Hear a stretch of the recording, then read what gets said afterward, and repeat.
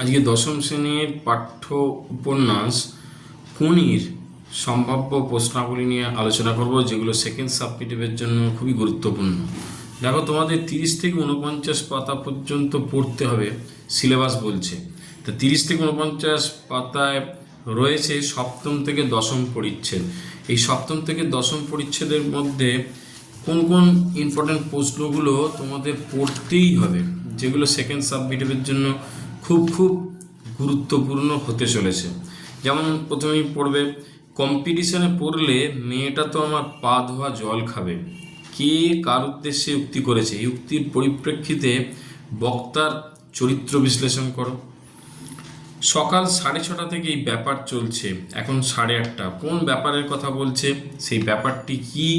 বিস্তারিত আলোচনা করো।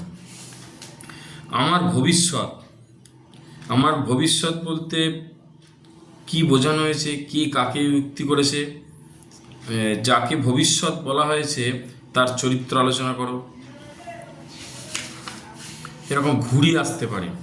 এছাড়া আসতে পারে, দেখো, ভালোবাসলে সব কিছু করিয়ে নেওয়া যায় মানুষকে দিয়েও, প্রসঙ্গ উল্লেখ করে তাৎপর্য বিশ্লেষণ করো।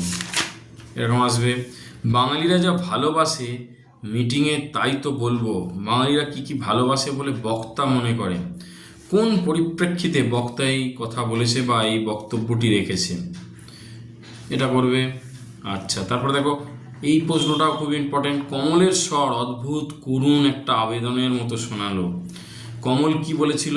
তার স্বরকে করুণ আবেদনের মতো বলার কারণ ব্যাখ্যা করো। নেক্সট, মার খেয়ে ইস্পাত হয়ে উঠতে হবে। কখন বক্তা এরকম ভেবেছেন? উপন্যাস অবলম্বনে আলোচনা করো। আর একটা ইম্পর্টেন্ট, দেখো, সোনার মেডেল ফেডেল কিছু নয়। সোনার মেডেল ফেডেল কিছু নয় রে, ওগুলো এক একটা চাকতি মাত্র। কে কাকে এই কথা বলেছে? এই উক্তির মধ্যে দিয়ে বক্তা কি বোঝাতে চেয়েছে? তারপরে দেখো, কণিকে দারুণ বকবে ভেবেছিল ক্ষিতীশ, কিন্তু সে কিছুই বলেনি। ক্ষিতীশ কেন কণিকে বকবে ভেবেছিলেন, তারপর কেন তিনি তাকে আর বকলেন না? এইটা খুব গুরুত্বপূর্ণ, মানে ইম্পর্টেন্ট প্রশ্ন তোমাদের সেকেন্ড সাবমিটিভ এবং ফাইনালের জন্য।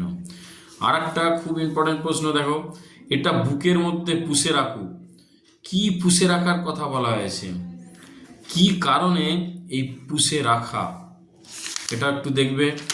এইগুলো মোটামুটি যদি করো, আশা করি তোমরা কিন্তু সেকেন্ড সাবমিটিভে উপকৃত হবেই। আর একটা একটু দেখে রাখবে, একটু বলি, ক্লাবই সুইমার তৈরি করে, ওরা করে মোরলি। কাকে উদ্দেশ্য করে কথাটা বলা হয়েছে? এর তাৎপর্য বিশ্লেষণ করো। এই সপ্তম থেকে দশম পরিচ্ছেদের সম্ভাব্য প্রশ্নাবলী বা সাজেশন, এগুলো যদি ভালো করে করো, নিশ্চিত তোমরা সেকেন্ড সাবমিটিভে সাফল্য পাবে। তার সাথে সাথে মাধ্যমিক পরীক্ষাতেও কিন্তু উপকৃত হবেই। ধন্যবাদ।